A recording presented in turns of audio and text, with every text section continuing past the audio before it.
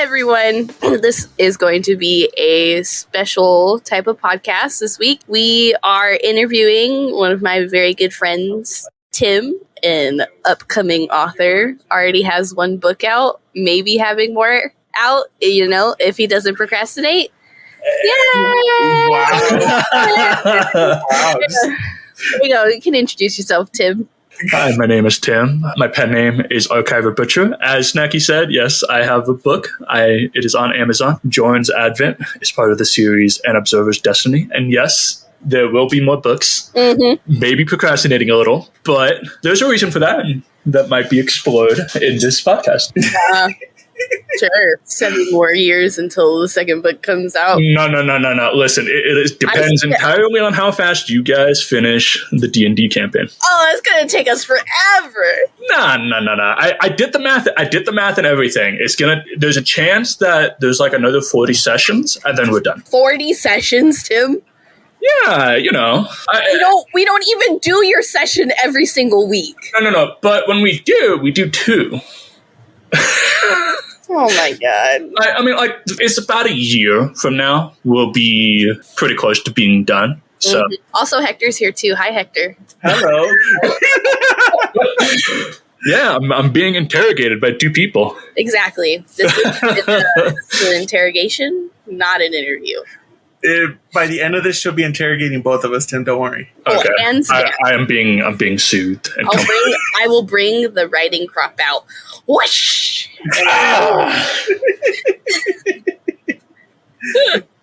Oh boy.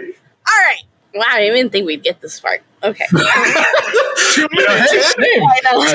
It's already been a couple minutes, and we're off to a good start. I guess we'll start out with the basic stuff. How did you get into writing a novel? What sparked that kind of initial thought? Fun fact, when I was a younger kid, like we're talking like 5, 6, 7, 8 years old, I hated writing. I absolutely hated writing because I hated the like the Spartanic method that schools drill into you for vocabulary and how you articulate certain words. And it was something that I just absolutely despised. And then in 4th grade, which was 15 years ago, let that sink in, how long that's been. I really don't want to age ourselves right now. I'm just so old already. You're not that old. But in 4th grade, I had 2 teachers. I believe it was Miss Kobe and Mrs. Walker. And they had this profound, because when you're a kid, you're really dumb, right? So I was like, oh, why would I write? This is just me copying all this other stuff. And then in 4th grade, they showed me like, oh yeah, you can write and like do creative writing. And they had like a month or 2 in their curriculum where it was just creative writing. And it just opened my eyes. I was like, wait, I can make my own stuff? And so that was when I effectively had my passion for writing be birthed. And then you fast forward into high school in freshman year, I had a teacher there who also really fanned the flames of me wanting to do creative writing. And that was actually when freshman year was when I started making, I'm not going to call it multiverse, but Hector will get it, the world lines of all my stories. That makes sense. The book that I have right now is one of those world lines. Ooh. Yeah. And then we go fast forward a little bit further. 18 years old, you become an adult. Ugh, I got to do these things. I got to adult. And then I want to say it was in 2017. I was at my old job that I was working as a piece of place manager. And I had this really fun and stupid idea of playing What If with one of my coworkers. And I think they said it. They were like, well, what would you rather be? Someone that could live forever and be a normal person, or someone that had superpowers but couldn't live very long? And that is what kickstarted my whole idea for the book that I published, Joins Advent. Do you have any specific authors or like specific literature that you really like to base your own work off of, like your writing style? So for an Observer's Destiny specifically, there is a I don't know what they're called. It's a Chinese novel. It's called Against the Gods, and it's under this subgenre. I was trying to make sure I could pronounce it right, but I'm probably going to butcher it. It's the genre is xianxia, I think is what it is, and it's fantasy cultivation. It's fantasy martial arts, because the overall genre is wuxia, and that is like really big in China, and that's pretty much all you can find there. That ends up coming over here, at least that's translated. And this specific, do you want to guess how many chapters this specific series has, Against the Gods? Oh God. Maybe more than 1,000. I was gonna say more than 100. So Hector was right if you double that. Oh my God. Yeah, Against the Gods has 19 volumes, and the author, Mars, he's been writing it since 2015. So he has 1,970 chapters, somewhere around there, almost 2,000 chapters. And he has this really distinct style. And if you read my book, you'll see a lot of it, because it's almost theatrical. It's very like you describe what people are doing, and it's almost like you're reading a screenplay. And then I try to make it a little less straightforward, make it a little bit more flowery, so that you can have more of a visual. But the theatrical method, that his technique is really good in portraying, like, okay, this is what's happening. They're doing this, that person's doing that, and then they fight or whatever happens. But that would be probably my biggest inspiration, I guess, for the way I write right now, is from Mars with Against the Gods. If we're talking about just story inspiration, that probably has to go to Steins Gate, the anime, and Gurren Lagann, which is an anime from 2007. Yeah. Hey, it's hard to top those kinds of anime. Like, I mean, I just basically listed 2 of my 3 favorites right there. See, we're supposed to get along from the start. That's just how it's going to work. Exactly. Like, I am A-okay with that. But yeah, I would say those are and then this is like, considering Snacky's been busting me for procrastinating. Assuming I finish my current trilogy, the next one is going to be it's going to have its roots lie in Spice and Wolf, that anime and light novel. It's going to be like a space peddler that goes around, and he encounters a alien species character who ends up joining him on his journey. Literally, like, 1-to-1 kind of Spice and Wolf idea, but it's in space. Interesting. You can always throw something in space, and it'll do. Exactly. All reliable. You just smash the little. Throw that shit into space. Be like, exactly. It's this, but in space, and then everyone's like, yes, it's amazing. Amazing. New York bestseller right there. Honestly, though. Now, you get inspired by all these different animes, but at one point, has there ever been where there's been people in your life that have inspired certain characters for any of your books? So, directly... Okay, so when you say inspiration, are we talking Control-C, Control-V inspiration, or are we just talking about they happen to be someone that I modeled a character after?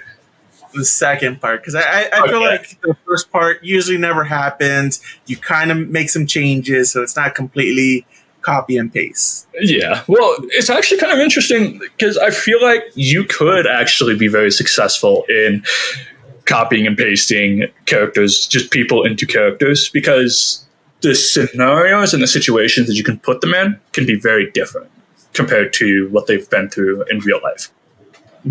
But yes, you're right. It's the second. Generally speaking, my main character is a facet of either myself or someone that's extremely close to me. And then the major supporting characters, either they have a specific trait that I know someone has, and then that's kind of their foundation of their personality, or they have some kind of dream or ambition, and then that's the basis of that character. And that's generally speaking what I do, except in the case of Snacky, who I just copy and pasted in. It makes sense. Fair enough. I mean, I let it not be understated. Snacky was very excited for that. I'm still very excited about that. Like, I'll randomly think about that during the day. I'll be like, I'm in a book. And then It's in the second book, but it's coming. It's coming. Yeah. When's that second book gonna come out too? All right. Listen, if I put my heart and desire into it, I could technically have it done by the end of next year. But we have the D&D stuff, so. Because you're basing... So, Tim and I are in the same D&D group. Tim is the DM for the campaign that I'm in. You're basing... Like, this is like the prologue of your book, correct? Correct, like yeah. The D&D campaign. That's correct, yeah. Just give people that are listening to this, can you give like a TLDR summary of your book so they have just a rounded idea of what it's about? So my book is a fantasy world where humanity is fighting against monsters and beasts that can't be tamed through any means. They live on this one continent. It's called the Hero Realm. And then the beasts and the monsters, they come from the beyond. Very fitting. It's a second continent that none of the humans have ever been to. And we follow this character named Joran, who is in the central districts, which is kind of like this like central area for all the different regions of humanity to converge and raise their children, basically. Like give them education, foster them, their personalities, their ambitions, all that thing. And then it follows Joran graduating from that, and a little bit of a spoiler, but in chapter 1, he finds out that he's extremely special. He has immense potential to be this amazing martial fighter, since I was saying the genre is wuxia. And then that's just the story. It takes place from him graduating all the way to, without saying too much, him finding resolve with his fate. It's definitely the book is badass. Just fucking read it. Thank you. Snacky's doing the pep talk for me. Honestly. It is badass, as she said. And I am very proud of the book because you can read it and it is a very self-contained story. There's a lot of threads that will be picked up into the second and third book, but it's a very self-contained story. You can finish it and be satisfied. Right, Snacky? Correct. Correct. Yeah. So the D&D campaign that Tim is running is like the prologue of the books that he's currently writing. So like as a person that's read the first book and like knows what some stuff that happens in the second, I don't know if you've ever sent me stuff that you've written for like the third, but or like your ideas, but it's really nice to see like your own world building and how in depth that you really are like going into this. It's just a nice behind the scenes. I really have, honestly, because the campaign can be very tedious in the world building process. And it doesn't have to be when you're making a D&D campaign. Yeah. But because it's so tied, so deeply connected to my story, my trilogy, I need to make sure that the world building makes sense, especially if I was to eventually make a prologue book.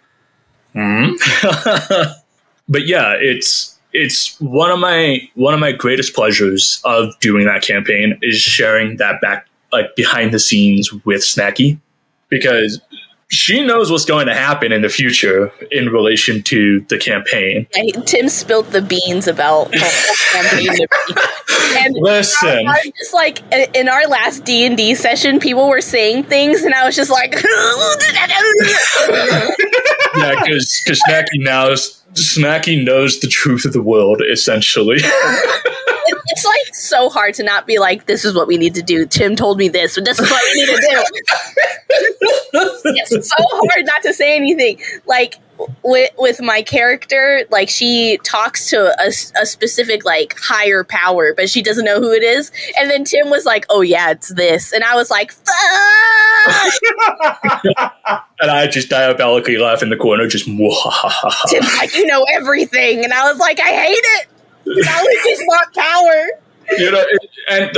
We made it work within the campaign too, because Snacky's character is gifted with like knowledge and being able to see the future, which was like all played in because she's read the book. So that was like the way I made it work for her.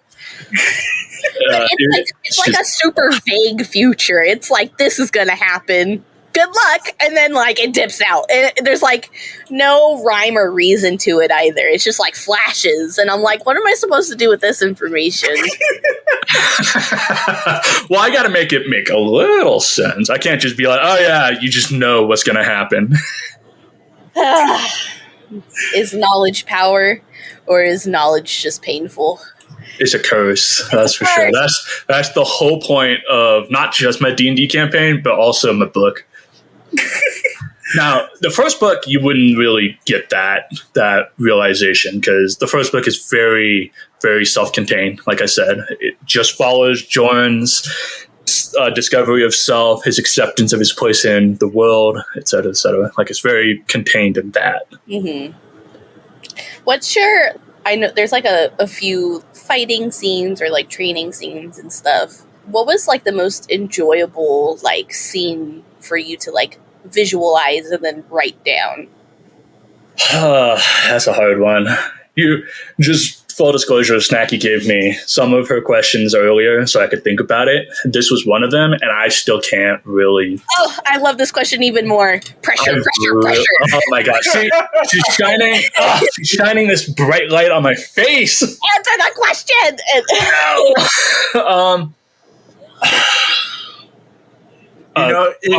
If Snacky ever makes you mad, you can always just kill her off in your book. I would never do that. You would though. In D&D, maybe, but not in the book. You would really kill Kithra? Is that what you're saying? Listen. Like, it would be for the greater good, I hope, but like at the same time, I'll have you know that every death that has happened in my campaign, which is all RJ 4. Well, no, because Lars died, and so did Tilly. So Lars came back. So yeah, but he did die. You can't just say he didn't die. He was gone for like 5 sessions. But if we go into the D&D campaign right now, Lars is alive. Okay, yeah, you're right. He came back because Tilly sacrificed himself. You're right. Yeah. And then Jacob got decapitated. Oh my god. This is some D&D campaign. I cannot understate how wild this campaign has been.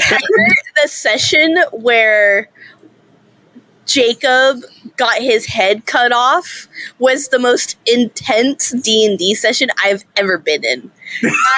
Because Lars was like about to cut off another character's head, Esmeralda, and then my character is like, you ain't gonna touch her, and so she points her gun at Lars and was like, fucking do it. I missed because I am not very good.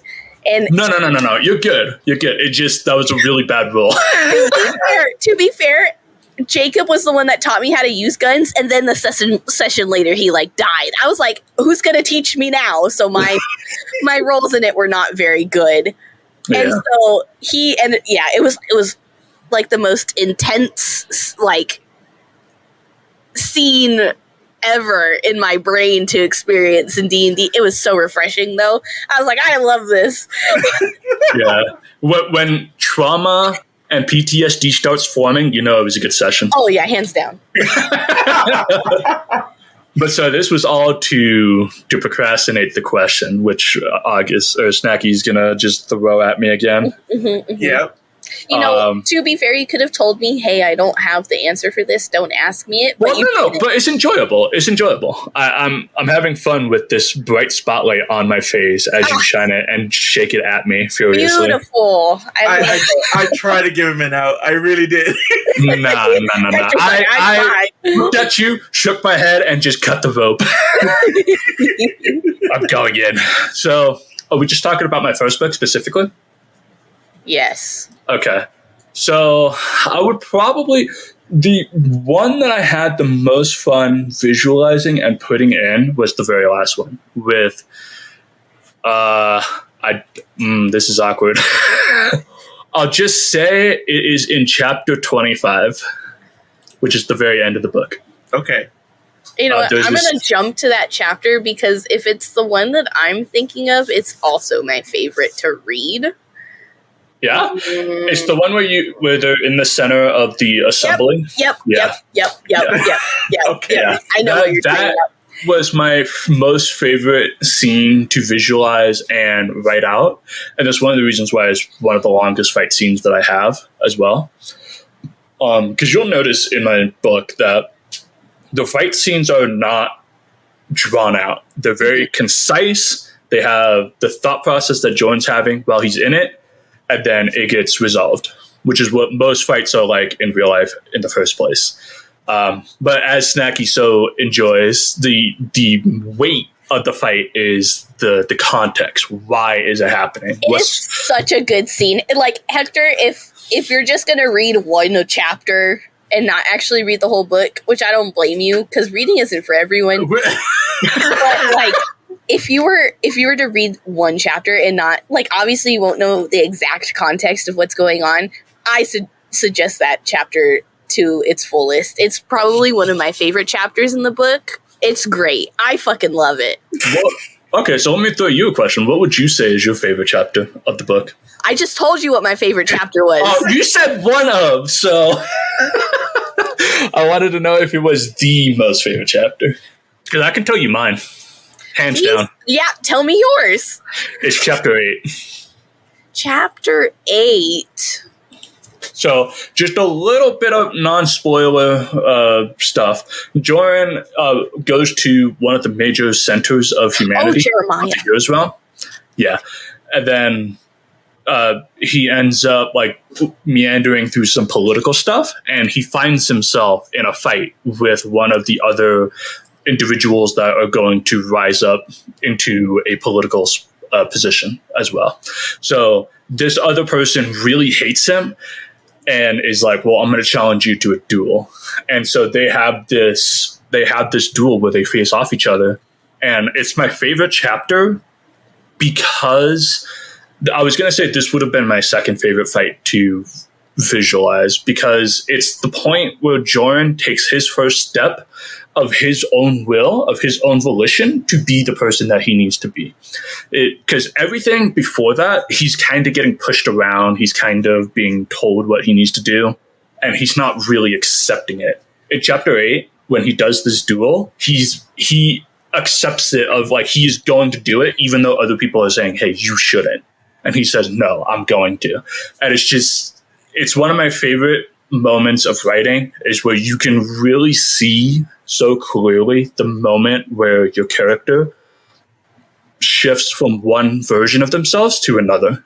And there's a lot more to it, but there's spoilers with that. So now, do you have a favorite quote? Like, one of your characters just say something amazing and that would just be the highlight of the chapter? That'd be so hard.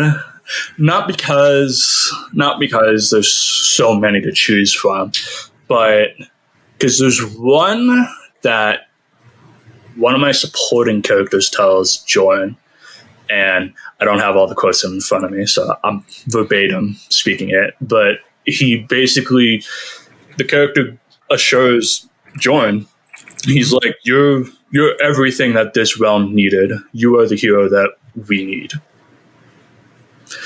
And it just, especially for Joran, who struggles with like getting validation and acceptance, which is a huge part of his whole story as well.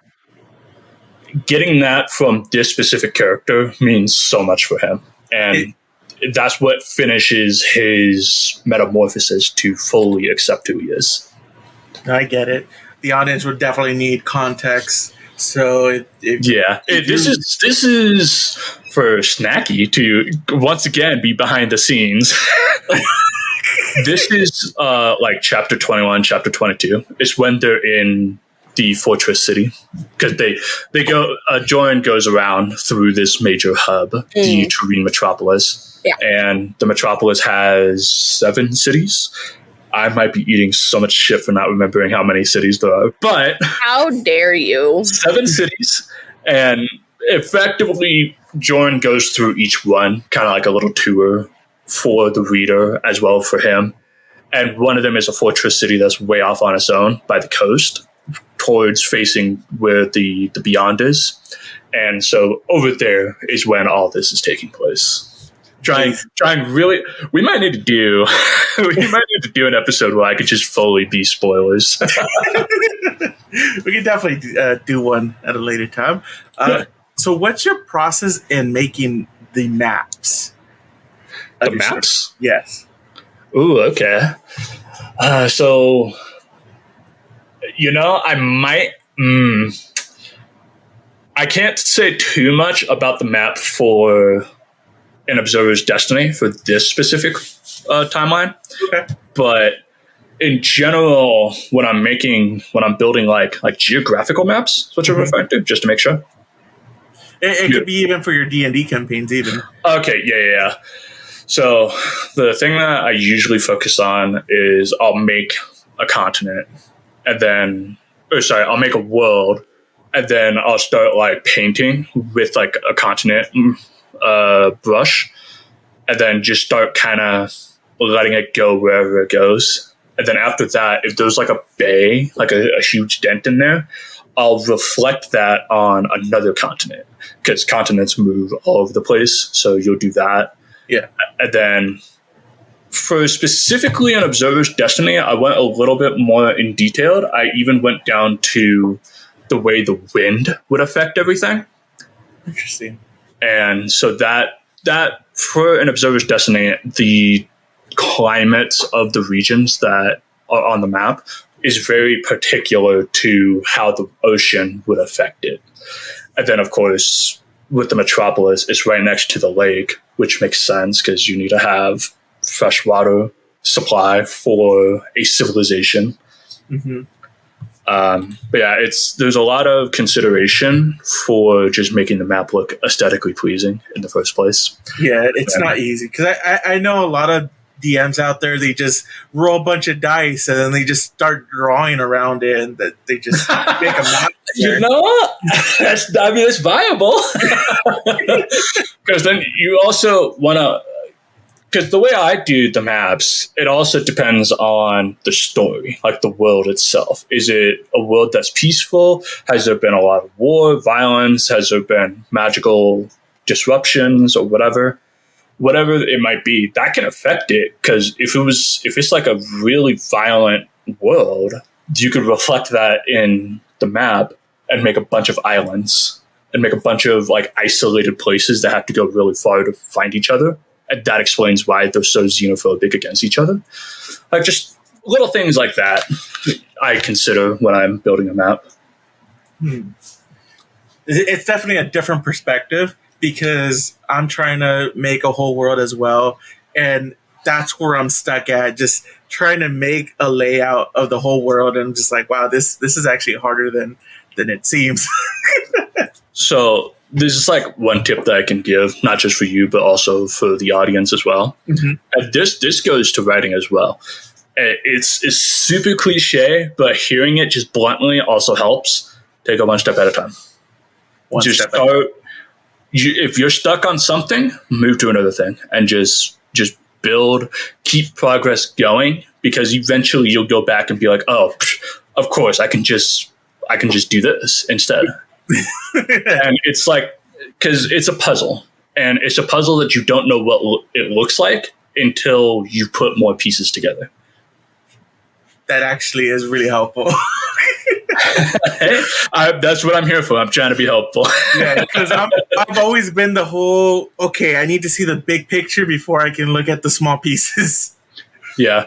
Yeah, and that's a very common thing, and there are people that can do that, and I don't know how they can do that, but they can. Like, take it for account. Let's see, I'm trying to remember their name. The musician Beethoven, I think. No, not Beethoven. It was Mozart. One of them was able to compose an entire song without having to look at the little pieces. Like, they just do one arrangement, get that done, and then they go to the next instrument, do that arrangement, get that done. And they just go line by line because they have the big picture. Wow. So that's a really good analogy too, because like, if you're trying to look at the big picture, what you're doing is you're trying to compose music one line at a time for each instrument.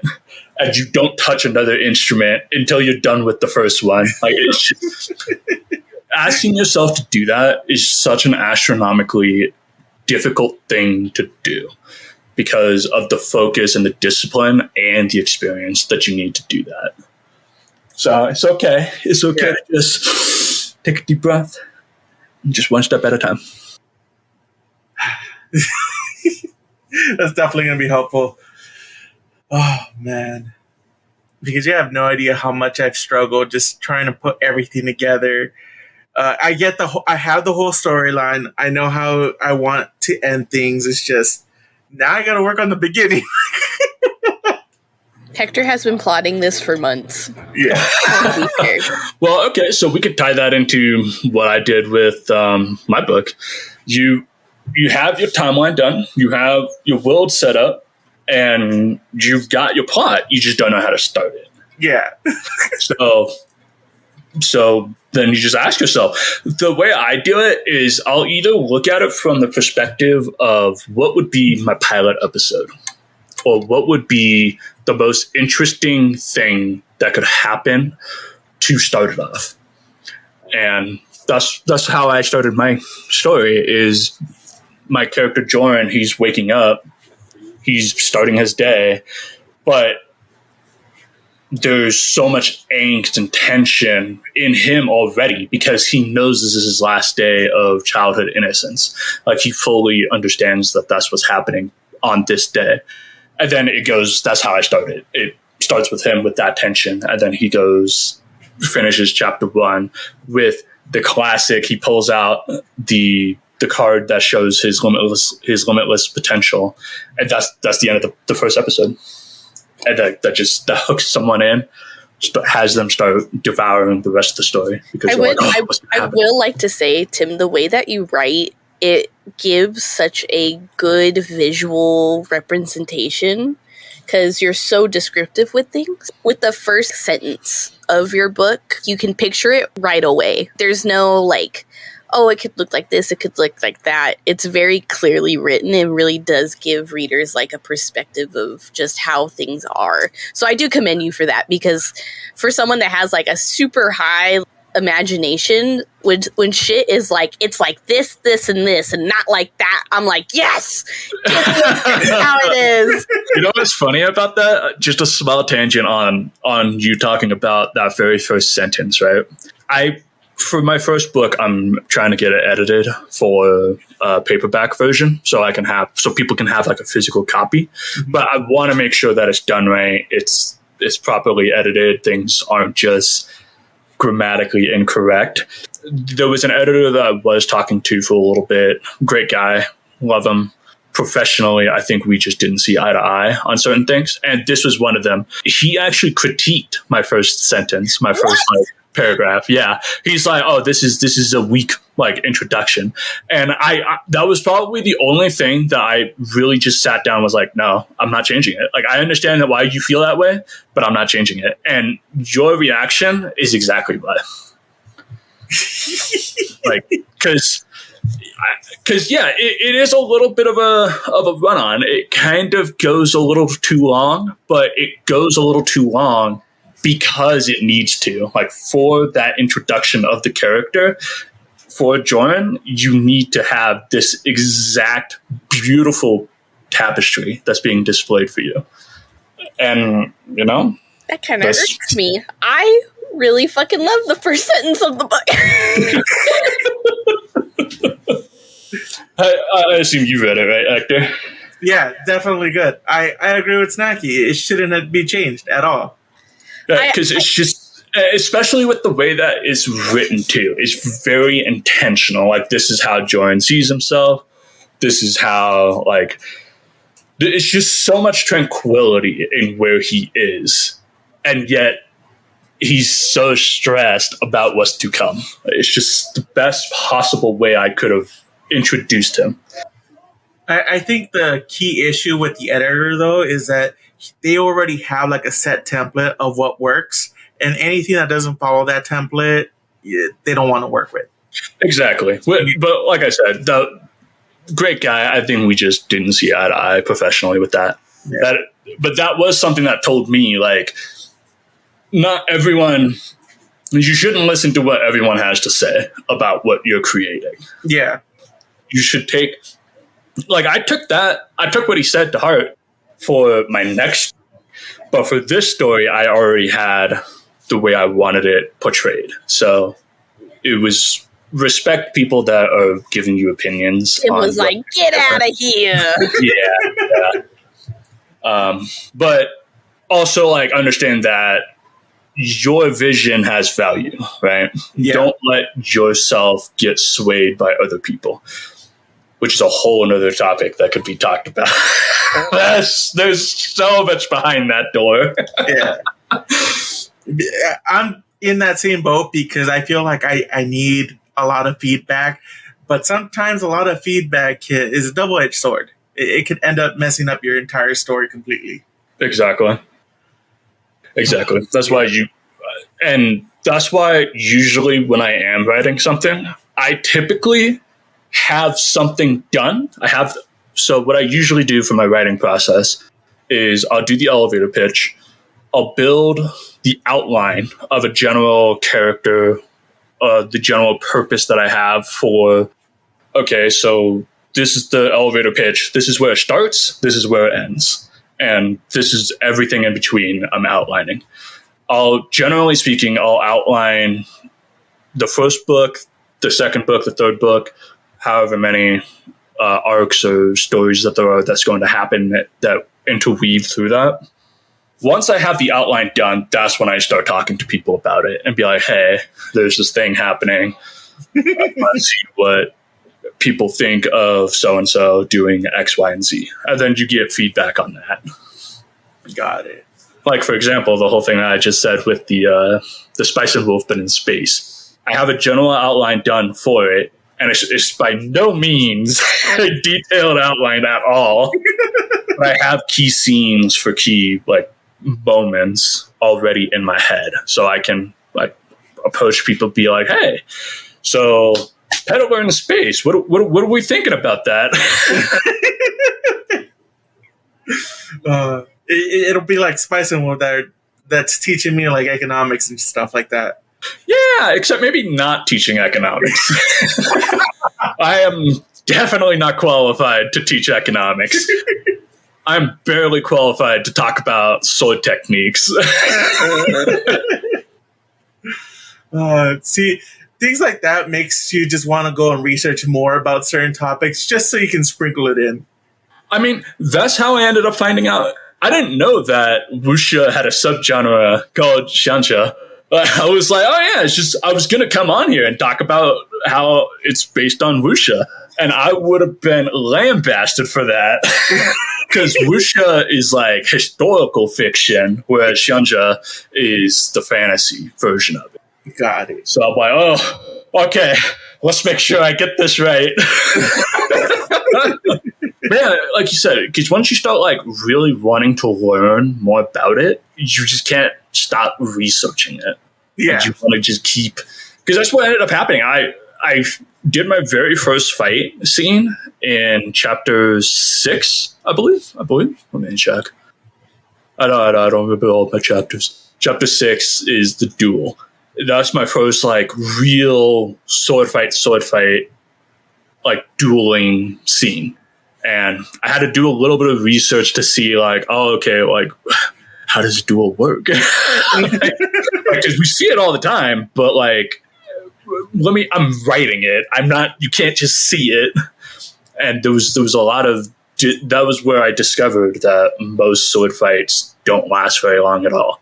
There's a lot of tension at the beginning because you're trying to see what the other person's going to do, kind of playing a game of chicken. Yeah. And then you exchange blows.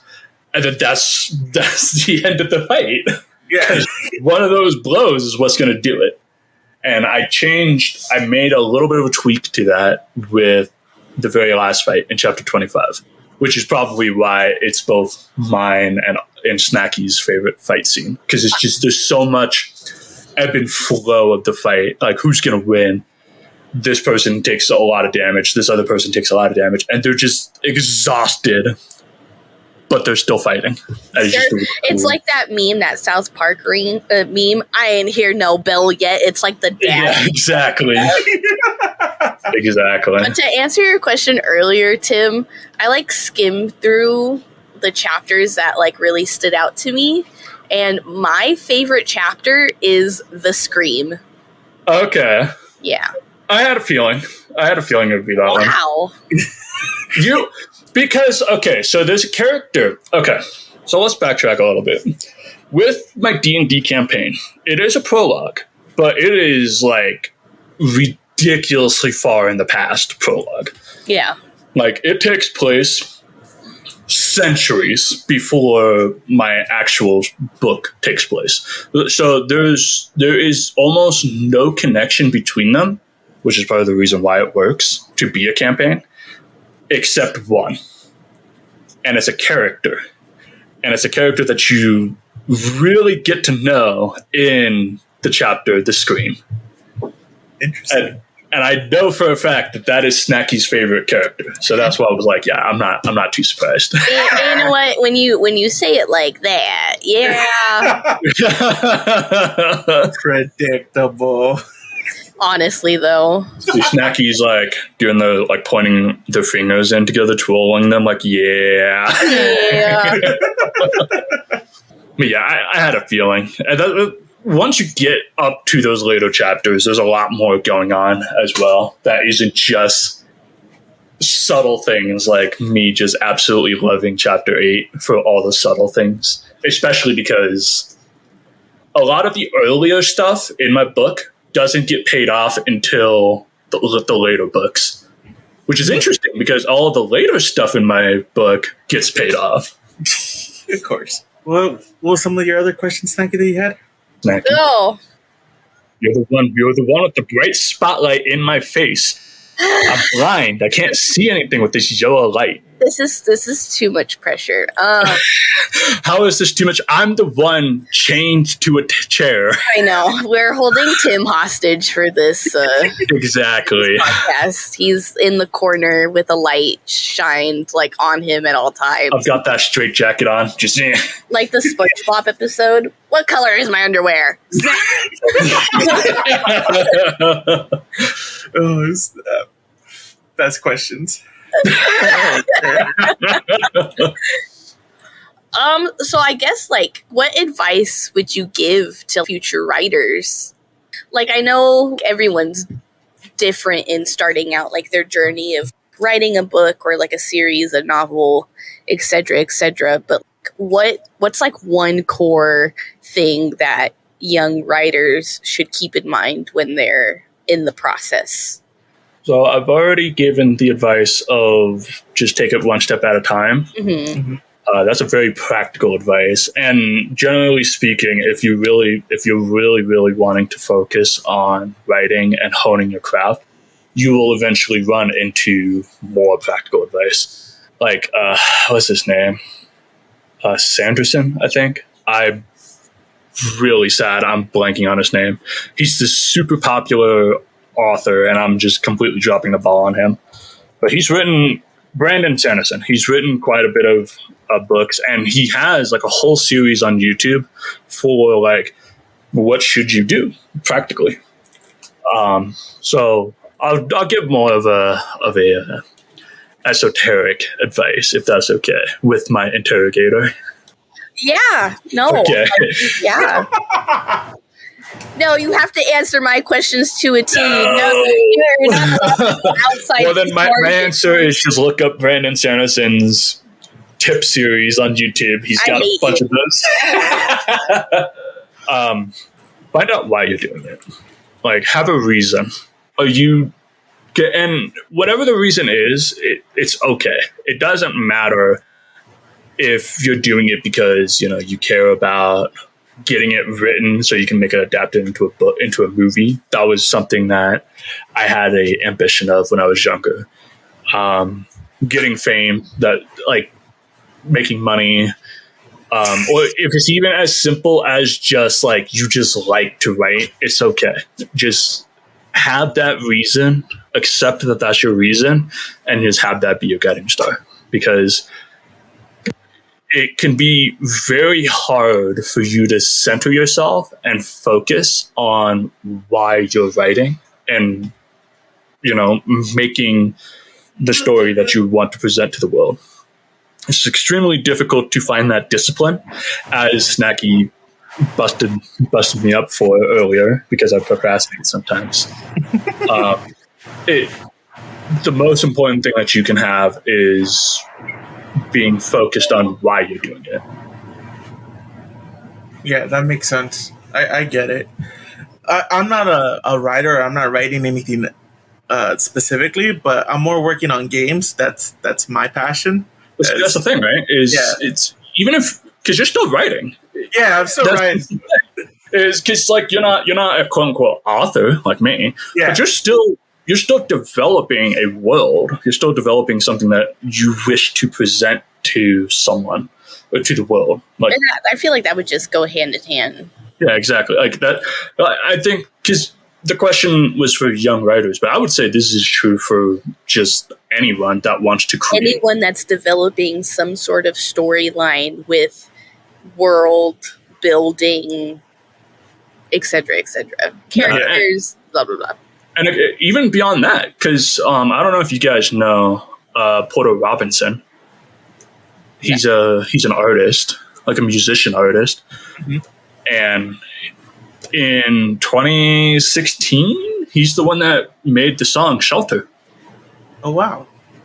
And then after "Shelter," he just fell off the face of the planet, and no one really heard anything from him for like a year or two.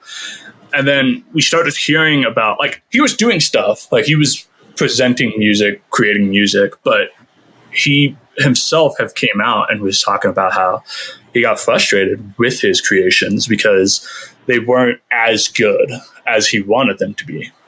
And eventually he came out with this song called Musician in 2018. And that song is an impetus for me for writing, like really sitting down and going, okay, I need to do this.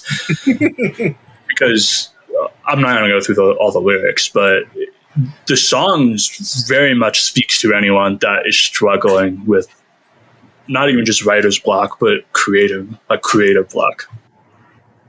Because that's probably the hardest thing, is you just kind of get in the way of yourself when you're doing these sorts of things, and you want to take a step back, take a deep breath, and go, okay, this is what I love. This is why I'm doing it. And that'll 9 times out of 10 reinvigorate you. Yeah, I completely understand that. Oh. I've never had to do any sort of world building like that. So, Hector, soak in all of this. I am. Soak in all of it. Moisturize yourself in it. I don't know if you're going to be moisturized in it. You can be hydrated, but... You know what else keeps you hydrated? Liquid IV. Kidnapping Tim from 2 states away was exhausting. Tying him up and putting him in the closet, even more exhausting. Liquid IV, the #1 powdered hydration brand in America, is now available in sugar-free. Years in the making, Hydration Multiplier Sugar-Free uses a proprietary zero-sugar hydration solution with no artificial sweeteners. With 3 times the electrolytes of leading sports drinks plus 8 vitamins and nutrients for everyday wellness, Liquid IV hydrates 2 times faster than water alone. Keep your daily routine exciting with 3 new flavors: white peach, green grape, and lemon lime. I'm personally am all for the white peach flavor, which is satisfying and robust. I like lemon lime the most because it's zesty and refreshing, just like me. Plus, the convenient packaging made it easy for us to be on the go. Using 1 stick of Liquid IV and 16 ounces of water hydrates you 2 times faster and more efficiently than water alone. The result of an extensive R&D process to perfect the flavor and efficiency, Liquid IV combines science-backed zero-sugar technology with the brand's commitment to delicious, real flavor. No artificial sweeteners and 0 sugar with a proprietary amino acid blend for a sweet taste without the calories or raised blood glucose levels you get from sugar. Liquid IV contains 8 vitamins and nutrients for everyday wellness, with 3 times the electrolytes of leading sports drinks. It's also non-GMO and free from gluten, dairy, and soy. Liquid IV believes that the equitable access to clean and abundant water is the foundation of a healthier world. They partner with leading organizations to fund and foster innovative solutions that help communities protect both their water and their futures. To date, Liquid IV has donated over 39 million servings in 50-plus countries around the world. Get 20% off when you grab your Liquid IV Hydration Multiplier sugar-free or any other variant at liquidiv.com and use code Omnistia at checkout. That's 20% off anything you order when you shop Better Hydration today using promo code Amnistia at liquidiv.com.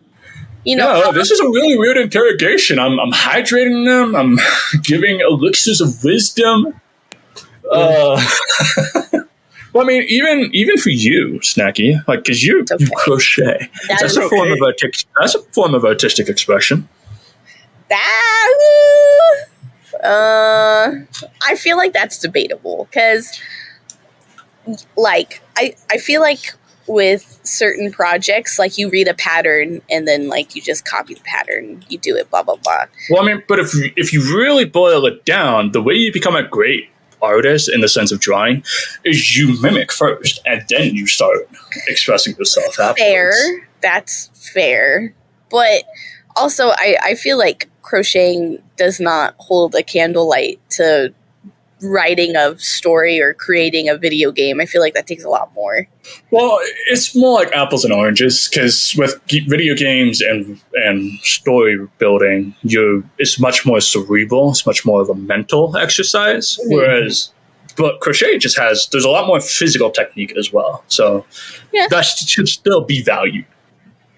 In other words, I'm trying to give assurance to my interrogator. Thank you. I appreciate that. you, with the things that you do matter. Okay, that's what I'm trying to say. Thank you. And that is an extension of my esoteric advice. No matter what you do, it matters. It can be the worst story possible. It could be the best story possible. What matters is that you are exerting yourself in the hopes of reaching other people. Yeah. And getting experience. That's the practical addition of that, but hey. Fair enough. Fun fact then. I'll put what's the phrase? My mouth where mouth form words. Yeah. Brain have thought, mouth form thought. Mouth forms whatever. To prove that I have that experience. Freshman year, right?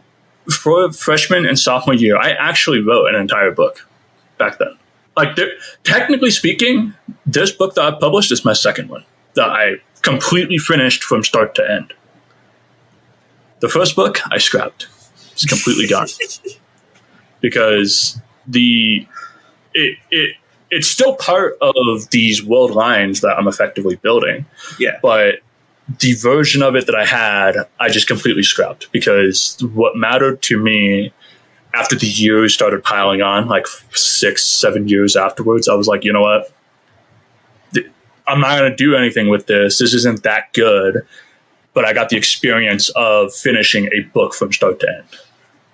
that was enough for me. And that's amazing experience that you were able to get. Not a lot of people can be as committed to finishing some sort of project like that. Yeah. And honestly, you're right. It's a very liberating feeling to actually finish it. Because once you do, because I feel like everyone at some point in their life has that little limiter in the back of their head. They're like, can I really do this? Like, is this something that I should be doing? And then once you finish that project, that limiter is gone because you go, oh, I can do it. Yeah.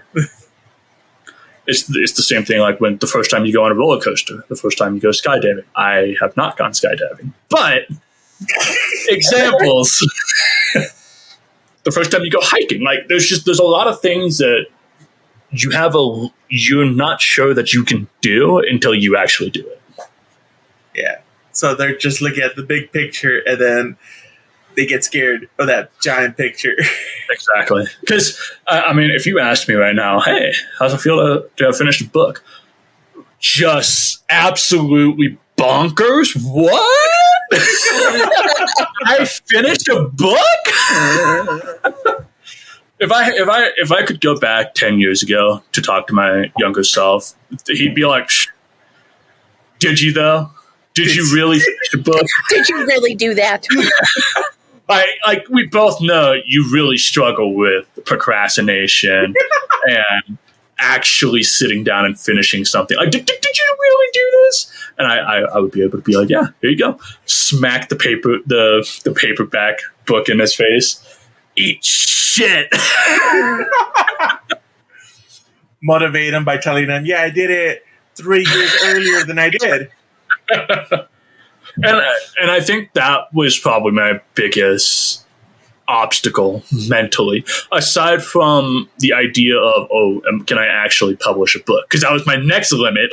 I could finish a book. Can I publish a book? So, it's a never-ending journey on that regard. I expect, Tim, when your book comes out on paperback, I'm going to buy one, send it to you so you can sign it and you can send it back. Because sure. I would love that. Of course. I would happily do that. I was having this conversation with Jason the other day. I really want a Kindle, just like on the go read, but like nothing beats that like new book smell.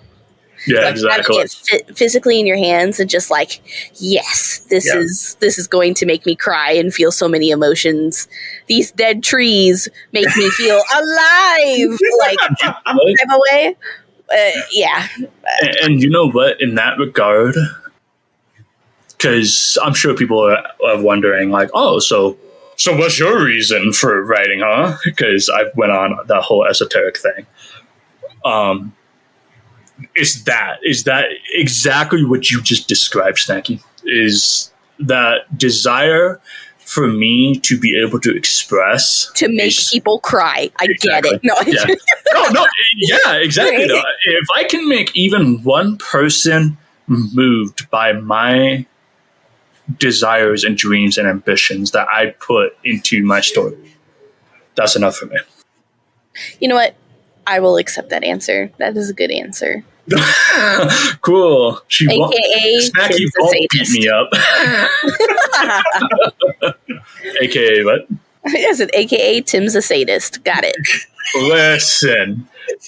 I get it. You kind of have to be, though, if you're going to be an author, because you not in the painful kind of sadist, but like you want to have that desire of. It's just the craziest thing, right?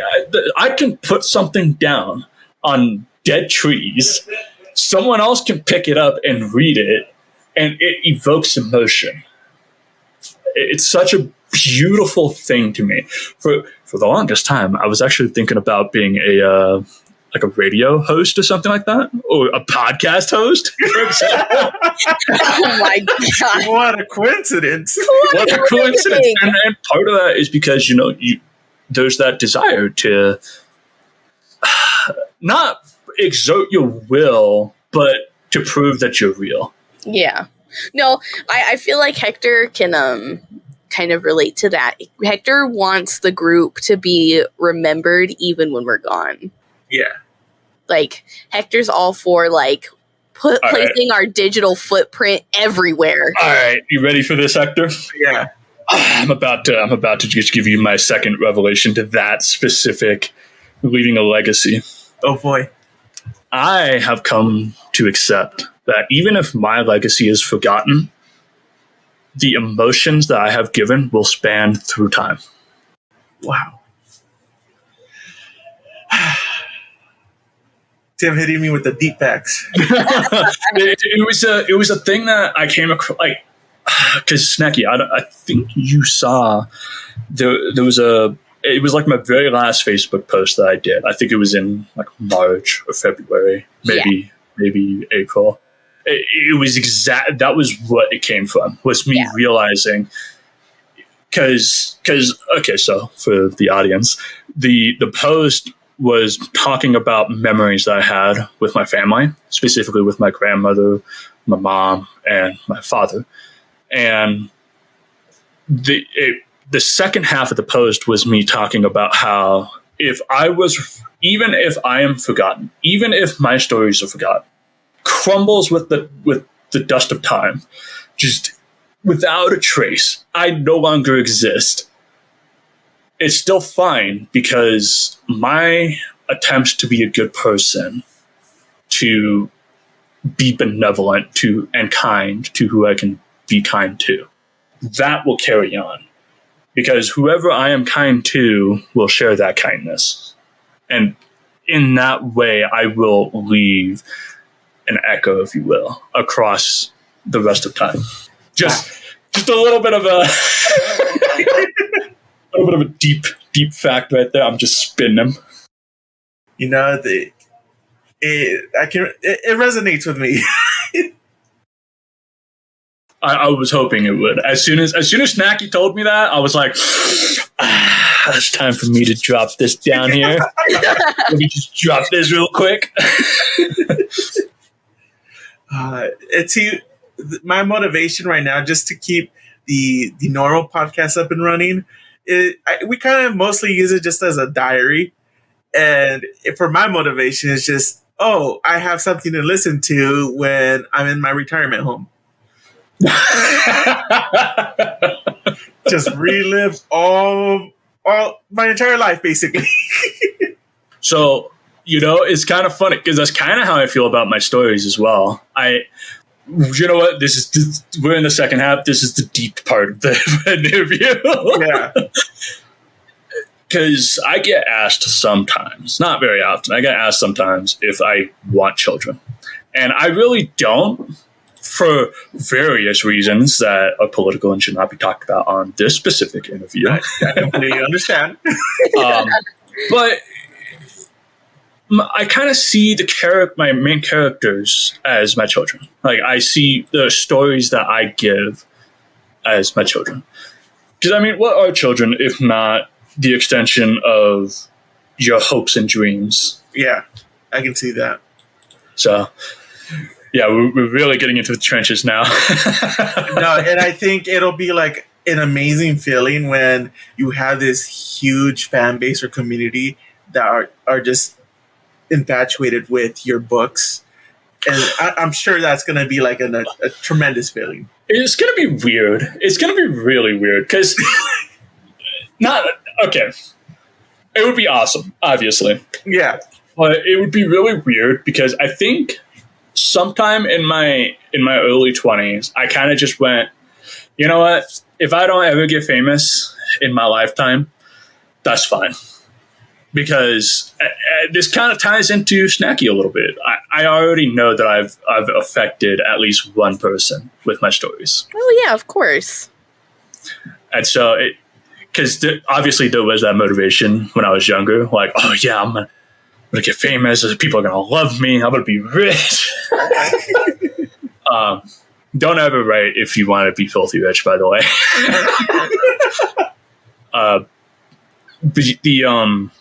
That desire kind of whittled away, and so now that I think about it, like, I actually have a book published.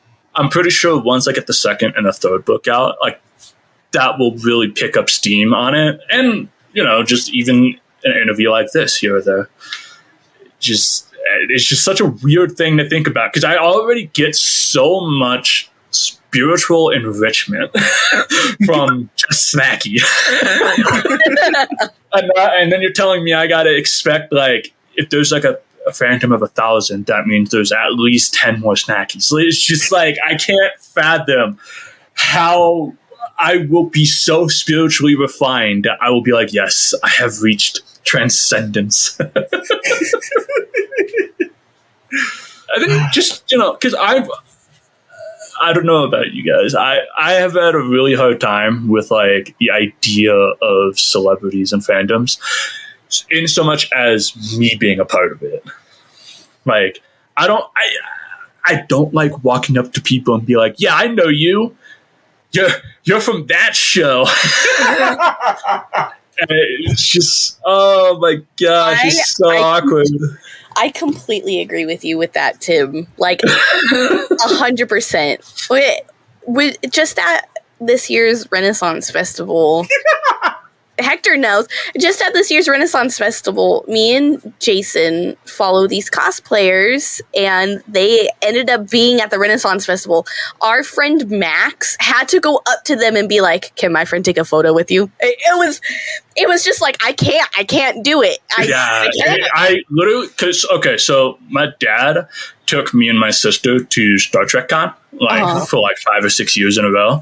And every single time, I'm just like, I can't.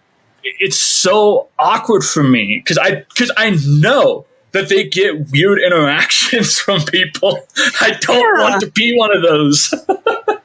and I know that that's such an irrational thing for me to say because, I mean, I've had this hour-long interview so far already, and I'm chilling with Hector totally fine. It's just I know they met an hour ago, and they're Gucci.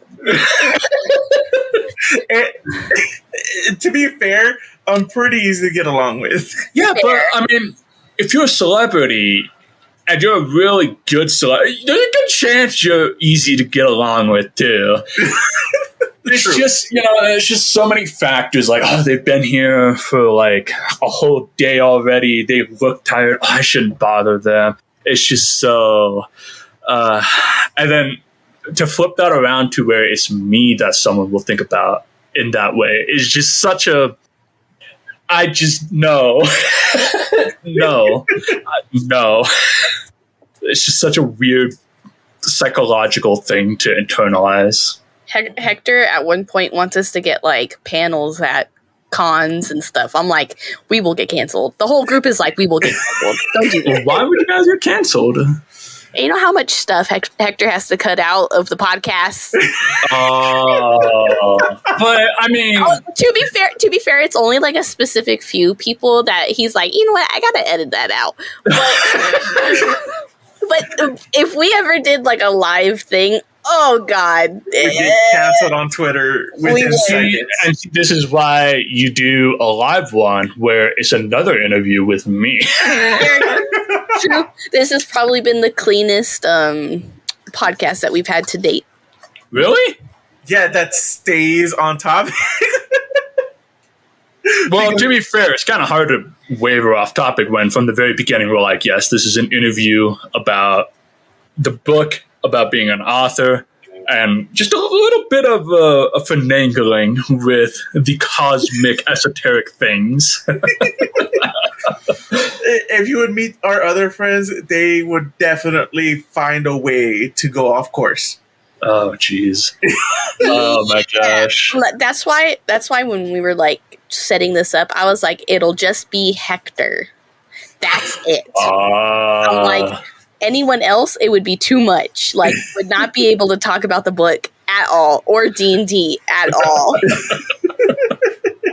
Well, let's go back to the book and the D&D stuff. Did you have any other questions that you wanted to have answered? The wealth of knowledge that becomes your curse. I know. There's so much that could... As a DM, how do you prepare? That's a good question. EM last week going, hey guys, I need an extra hour. No, I'm joking. He doesn't do that. So it's weird. The way I prepare... Okay, so let's talk about the very first city that they started in. Crown City. Okay. What I do is I'll sit down, generate a couple of shops, couple of NPCs, and then I'll start generating like the government. Like, okay, there's this many people at this upper stratus. There's this kind of system, this kind of economic system that's going on. And then I put in the point of conflict. And in Crown City, as Snacky knows now, the point of conflict was Hannibal. And this was a character that they met in session 1. And then they ended up killing that character in the last session that we just did. Wow. To be fair, Hannibal was a racist. No, he wasn't. No, he wasn't. Wasn't Hannibal the racist? No, Hannibal was kind of, but not. He was not the one that was full on racist. Because I had another character, government man. All right, he framed my character of killing someone. Okay, we gotta kill him. But to be fair, he wanted all in a day's work. Oh my god. So we have that basis, right? Of okay, this is my point of conflict. This character is going to be part of this, and then I had a whole kind of a conspiracy thing going on, where there was an organization trying to undermine the country that we started in, and so that was kind of like the active point of conflict that was happening that they had to tackle. They were the Revenants. And then I had a trigger in about 2 weeks' time within the game. I had a trigger for another group that came in and just completely upheavaled everything. And that was the Jesters for you, Snacky. I'm sorry, what?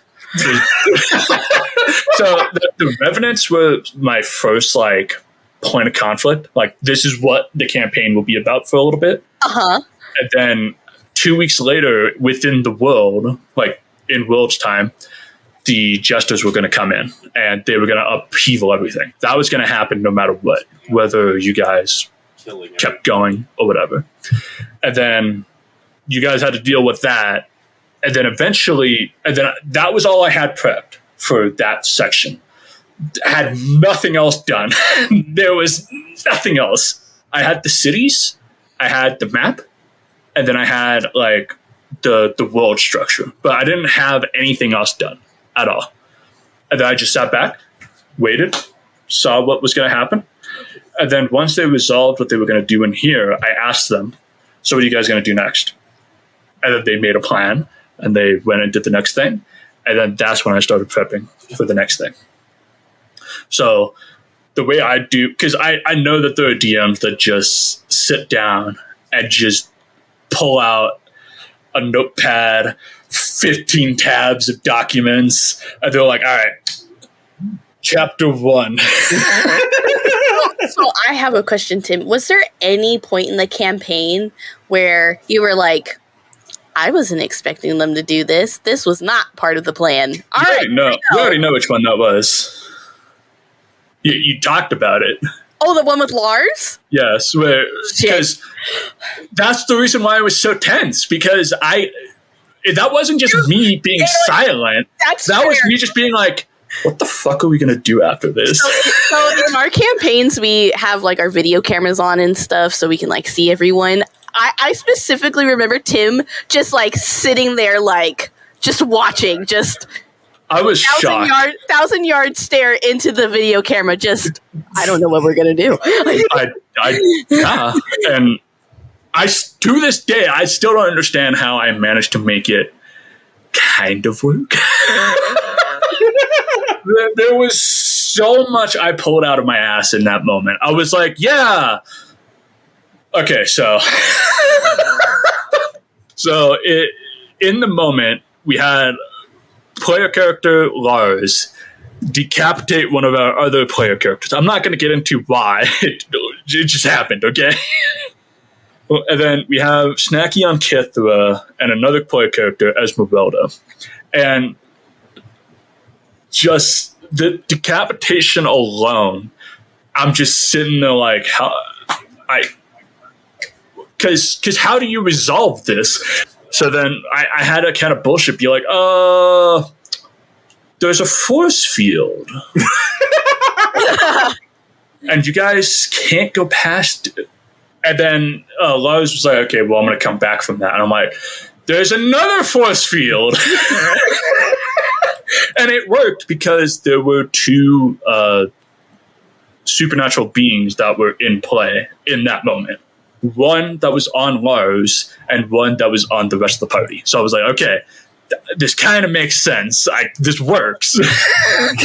And then eventually they sat down and they're like, okay, we're just going to make a contract, a magical contract. And we're just contract that states no one in the party can kill each other. Stop it. Yeah, exactly. Like that's verbatim.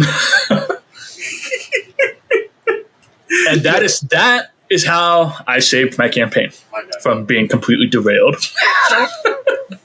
It'd be like that sometimes. No, I get it.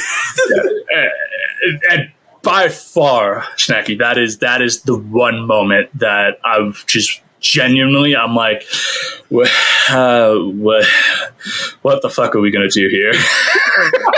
Yeah, that makes sense. This is FUBAR right now. Oh yeah, 100%. And then, just like that whole session was just yeah. It was not easy for me. Nightmare. I get it. DMs tend to not like me because the last time I played a D&D, I stole everyone's treasures and I went to go sell it, and then I went to the brothel. Why? I honestly, I don't know. Okay. But that's just what I wanted to do. And the DM's like, all right, you do that, but you get all sorts of STDs and you're dying now. I'm just like, okay, I'll take it. That's fair. I deserve it. Yeah, that's fair. You know what? At least you're like, yeah, that's fair. That checks. Me dying? Yeah, that's fair. That's fair. Because I think I would have a bigger problem with it is if you were just like, oh, well, I'm just not allowed to express my wants and desires. And it's like, well, no, you can. Just, you got this graph, right? You got the bottom of it is fuck around. The top part is find out. You are at the top rightmost corner of this right now. You fucked around and you're finding out.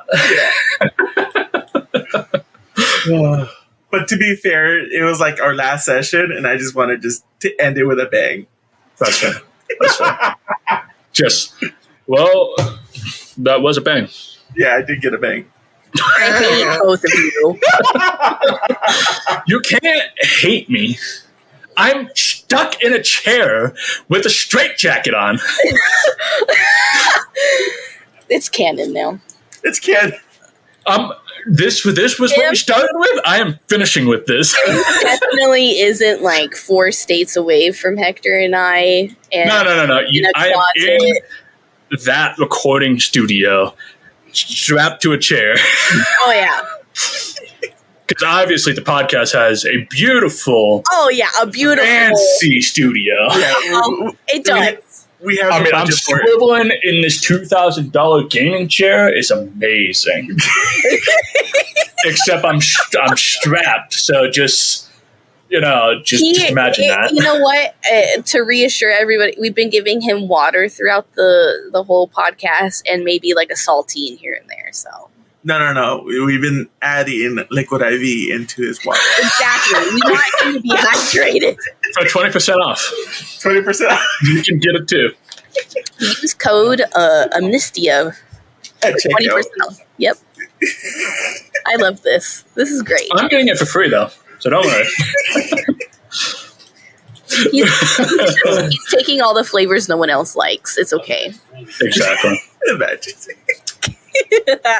I would love to try some more flavors, Hector, if you ever fucking gave us some. I had a really hard time with starting the campaign, actually, because in my book, there's not really magic.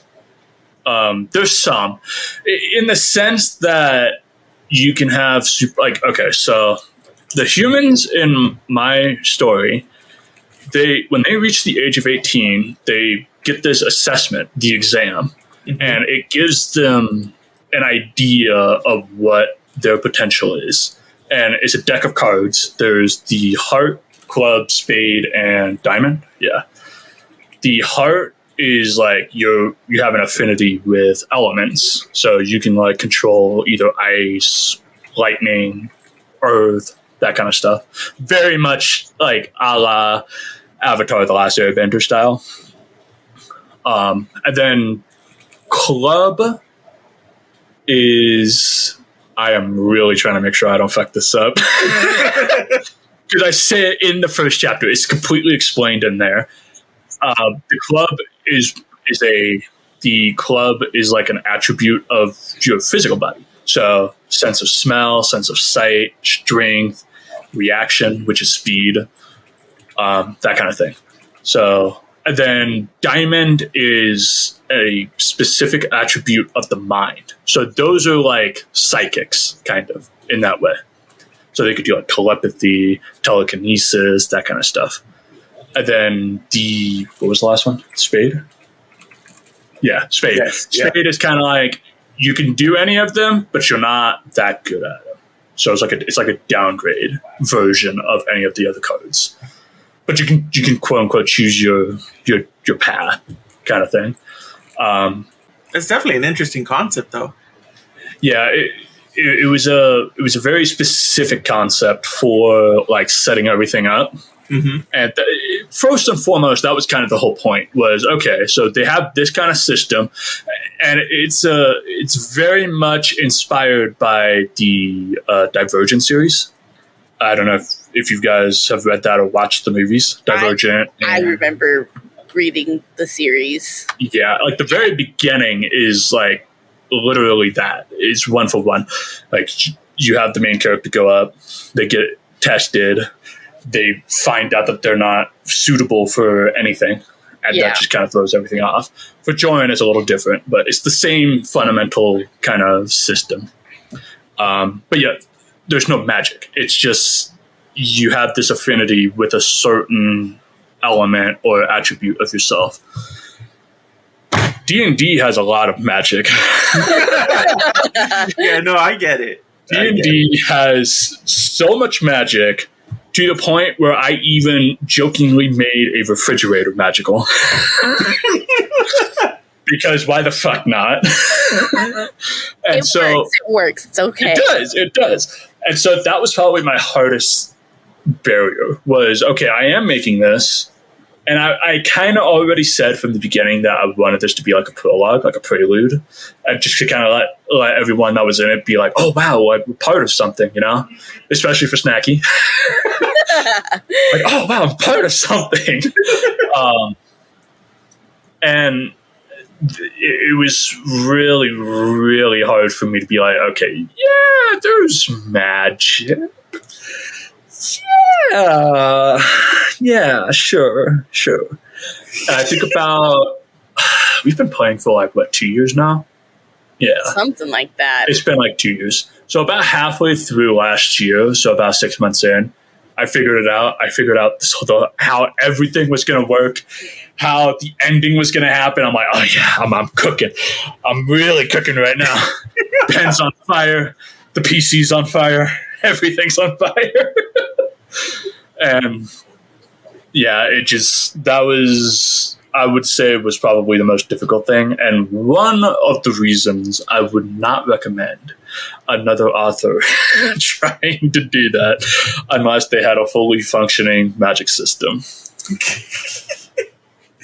You know, that just reminds me of the character I was using. I had a magical bag, and my character was in so much debt that he owed a ton of gold to loan sharks, who are actual sharks that look like from those characters from Street Shark. From Shark Tale. Yeah. Uh, and and if I didn't put an item in the bag, which transports the item to check how much it's worth, and then it gets deducted from my adept. If I didn't put an item there once a day, they would send a bunch of thugs to beat up me and the entire party. Oh, okay. Tim's like, I'm writing this shit down. No, because you guys don't have a bag of holding, so it's kind of pointless for me to. Thank God we don't have a bag of holding. I'm just gonna say that right now. The party would have been so broken if we had a bag of holding. Why? Wait, what happened? First off, Lars in just the last session killed and stole from a jeweler. All right. And technically speaking, he does have a bag of holding, just like a personal one. Oh my God. I mean, that's like half the reason why it worked. The other reason was just, Lars is a cold-blooded killer. Everyone was like, Lars, did you get, well, at least my character was like, did you get this in an ethical way? And he was like, yeah. with just, a body in the background, the head is like slowly rolling. The store is on fire. Like, he's like, yeah, no, don't worry about it. Here's like 20 diamonds. Yeah, 20 diamonds that were 300 gold each. Just and then for people that don't play D&D, my quick conversion is $20 is 1 gold.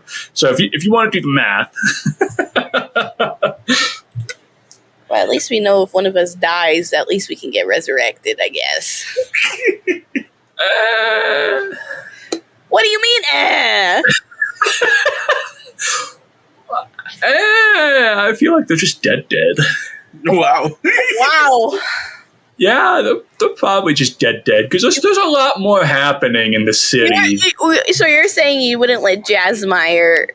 Well, if Jazzmeyer went, maybe, yeah. I'm almost talking like, they'd show up and be like, damn, he's dead. Jazzmeyer is our druid, by the way, for context. Yeah. Amazing.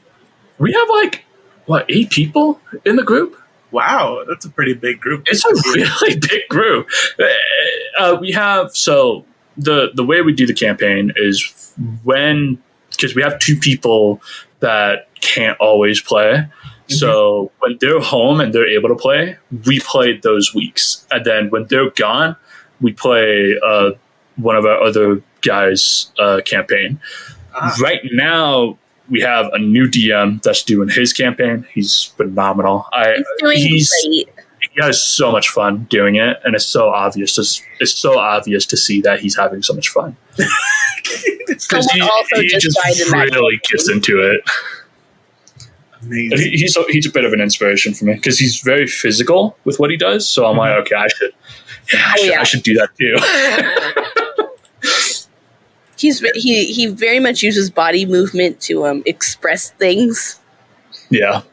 And he'll change postures and stuff when he's in a different character as well. He honestly, he really should try being in theater or something because I feel like he would fit right in with that. What kind of platform do you guys use for Roll20? Roll20. Roll20. Okay. Yeah. And then we just use Discord for the video and chat and everything. Yeah, because Discord is just it's easier, the most superior platform in existence right now. Honestly, at least it's not Skype. Could you imagine? Oh my God, Jason just started doing the tone as well. I said Skype and he whipped his hand around and was like. I'm getting my little drip of water from them. Amazing. I'm now rehydrated. With Liquid IV. 20% off! Use code Amnestia at checkout for 20% off your order. Thank you for sponsoring this podcast. Isn't that great? No, end the podcast. We'll end it on that. It's okay. Before we started this podcast, I was asking them questions oh, hey, should we how should I present myself? And I think it was Snacky. One of them offhandedly mentioned oh yeah, we have a sponsor, and I'm like, wait, You have a sponsor? It's still new to all of us. We're like, wow, we really did that. Like, wow, a company values this podcast. I mean, that's like not even like trying to be condescending or anything. That's like really, really cool. And I was just like, oh, okay, I gotta straighten myself up a little bit. All right. To be fair, it's all Hector's doing. Hector is the one that puts all of his time and effort into his full-time job of the group's like spokesperson and like just getting all of our shit together. Did you finish the website yet? Did you fix it? I'm working on it. That was a no. All right, got it. I was trying to show Tim the website, and I was like, you can click on ours. And I was like, don't click on mine. It's not ready yet. I was like, It's funny because you can click on mine, but it's not even remotely like set up or anything. do you have a website, Tim? I do, but right now it's down. I'm not gonna do a shout out for it. Fair enough. Oh yeah, that's another thing that I was gonna ask. Where can people find your book, etc., etc.? So you can find it on Amazon. If you do, there's a very long name. You can put any combination of it in. The full name of my book is An Observer's Destiny, Masons Joins Advent. But if you put in an Observer's Destiny and you just look for Archiver Butcher, you'll find it right there. We should be able to put like a link in the description. No? Yeah. Okay, then yeah, I'll give you. There's a shortened link that I have because Amazon's links are just ridiculously long. Yeah, for no reason. We will have a link in the description for Tim's book if you guys want to check it out. We'll do also a shout out on Twitter. $5.99. It's $5.99 to buy it. And the Amazon's a little bad about this. It'll say something along the lines of like, oh, you need to have Kindle for it. You don't. It's a PDF that you can just have access to. You can like click on read now. It'll automatically pop up. You don't need the Kindle app or a Kindle tablet to read it. That was something that I had a few of my acquaintances bring up to me. And I was like, oh, no, you don't need that. And they're like, oh, okay. Any PDF reader will be just fine. Exactly. Yeah. And then for people that are curious, it is over 400 pages long. It's about, I want to say, 80,000 words. Wow. 90,000, something like that. And do you know what's funny about you saying wow to that? Snacky knows that that's only half of my second book. Yeah, the second book is going to be like a fucking Stephen King novel. Right? The second book is just going to be a thick old boy, all right? So after you said that to me, I was like, I'm going to have to come to terms where I'm not going to be able to finish this in 2 days. Like, but that's okay. It's fine. You don't have to finish it in 2 days. I would like a hardcover book.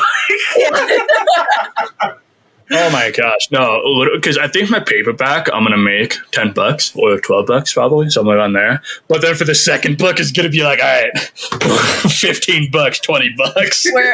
We're bringing out the big boys for that. It's gonna be a hardcover book. Oh my gosh, it's gonna be immaculate. Oh, that would be awesome. I can technically do a hardcover for the first book. And when the third book comes out, in 20 years, I can't wait. Not 20 years, okay? When we're all in the retirement home. Why would we be in a retirement home? We're not that old.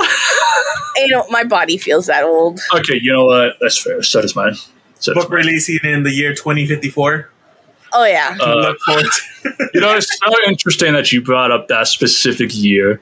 I'm not gonna elaborate on that. It's just very interesting. In like 20 years, we'll have some random fandom person come back to this podcast, pick up that specific line, and be like, "Oh my god, he had a plan from the beginning."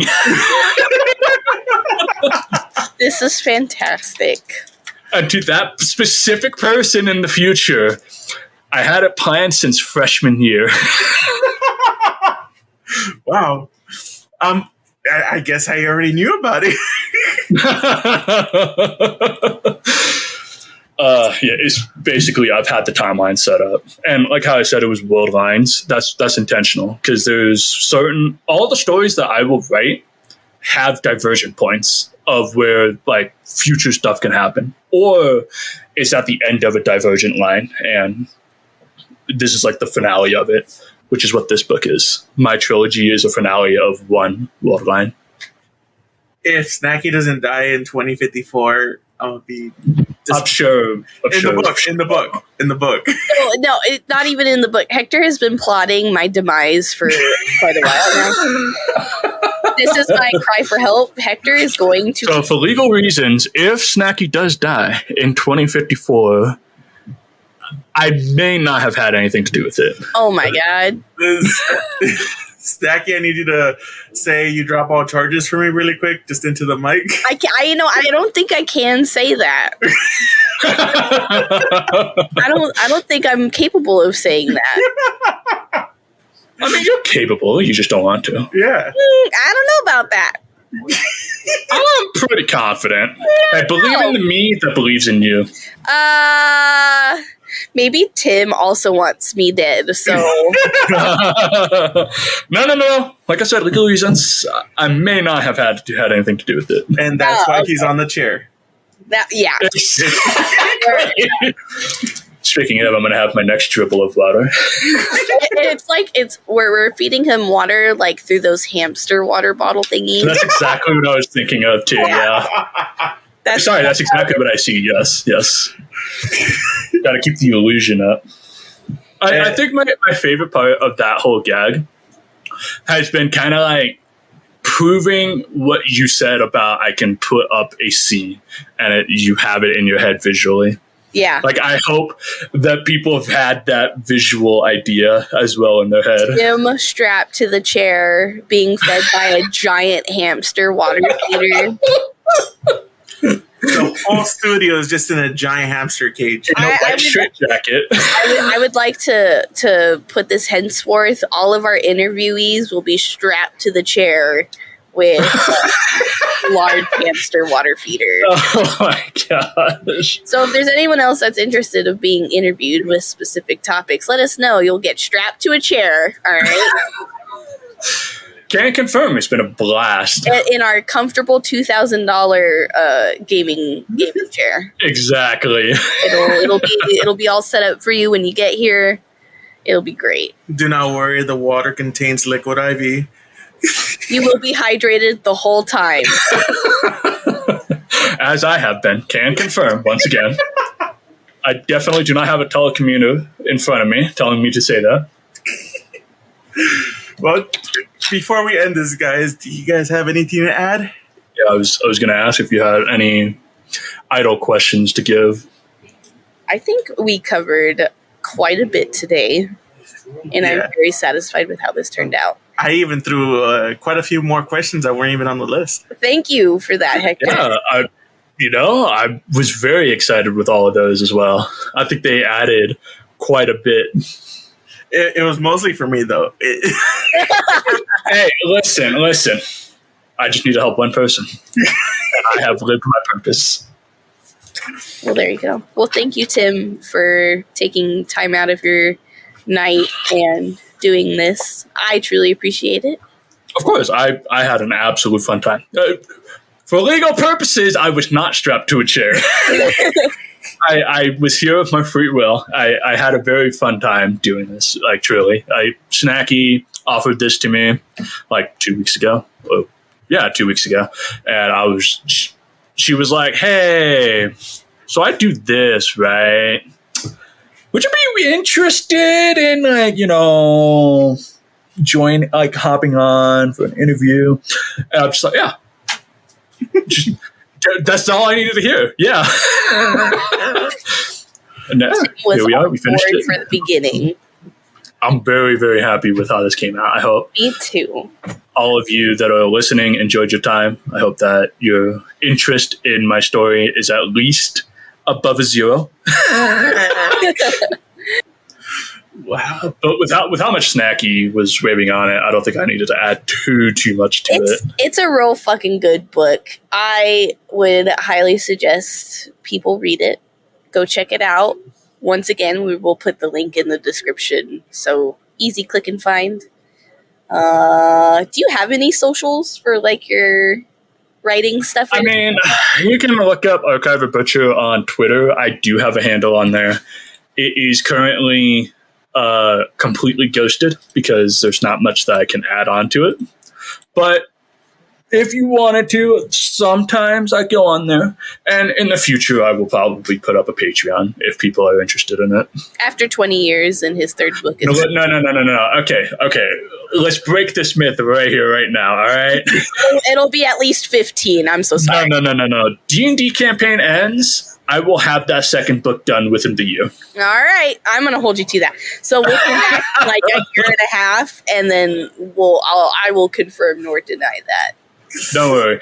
I will most likely have it done by then. And then the third book should be probably about 2 years after that. All right. Well, we'll see, I guess. Yeah, these are very long time scales we're talking about. That's true. That's if the world doesn't like explode in the next 5 years or anything like that. So, I mean, 5 years. That's about when I would finish that book.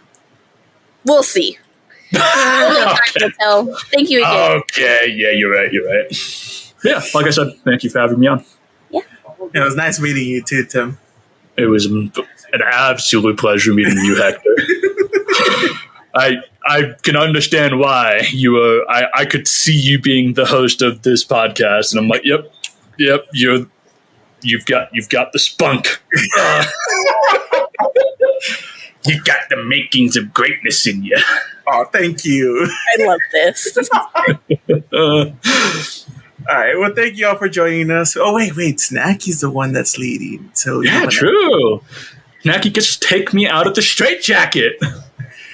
Right? Can you imagine if I just had like buckles ready just to like jingle in front of my mic? Snacky, end the podcast while I go get the van so we can take him home. Fair enough. Thank you, everyone, for listening to the podcast. Thank you, Tim, for being on. If you want to check out An Observer's Destiny, the link will be in the description down below. Have a good night. Bye-bye. Bye-bye.